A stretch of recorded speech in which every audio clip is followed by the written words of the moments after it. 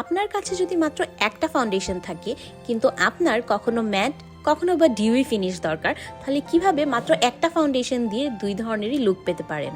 অর্থাৎ নর্মাল ফাউন্ডেশনকে কিভাবে mat foundation এবং ডিউই ফাউন্ডেশন করতে পারেন। প্রথমে দেখাচ্ছি কিভাবে ডিউই ভার্সন করবেন। ডিউই ভার্সন করাটা খুব ইজি। আপনার কাছে যে কোনো ধরনের সিরাম অথবা ময়শ্চারাইজার থাকতে হবে। সিরাম অথবা ময়শ্চারাইজার যে কোনো একটাই নিলে ইনাফ। আপনি জাস্ট অল্প পরিমাণে আপনার ফাউন্ডেশনের সাথে আপনার সিরামটা অথবা আপনার ময়শ্চারাইজারটা মিক্স করে আপনার ফেসে অ্যাপ্লাই করবেন। আপনার যে নর্মাল ফাউন্ডেশনটা থাকবে অথবা আপনার যে ম্যাট ফাউন্ডেশনটা থাকবে সেটা নিমেষেই কিন্তু ডিউই একটা ফিনিশ দিবে। সো কষ্ট করে আপনাকে আর কিন্তু আরেকটা ফাউন্ডেশন কিনতে হবে না।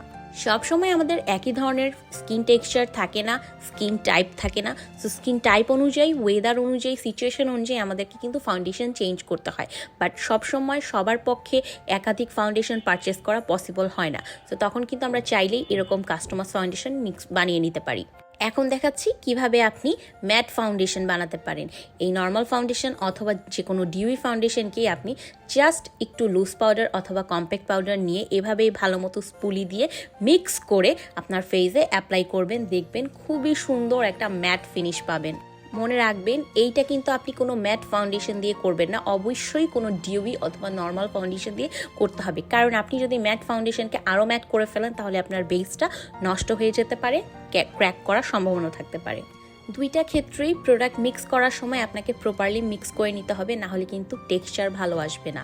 আমি যেহেতু বানানা পাউডার নিয়েছি ম্যাট সাইডে, তাই এইটার কাভারেজটা একটু ইয়েলোইশ আর একটু হেভি মনে হচ্ছে, বাট একই ফাউন্ডেশন ব্যবহার করে দুইটা লুক করা হয়েছে। দেখুন আমার এক পাশে কি সুন্দর ডিউ, আরেক পাশে একদমই ম্যাট। এরকম মেকআপ টিপস পেতে আমার পেজ এবং ইউটিউব চ্যানেলটি সাবস্ক্রাইব এবং ফলো করে রাখুন।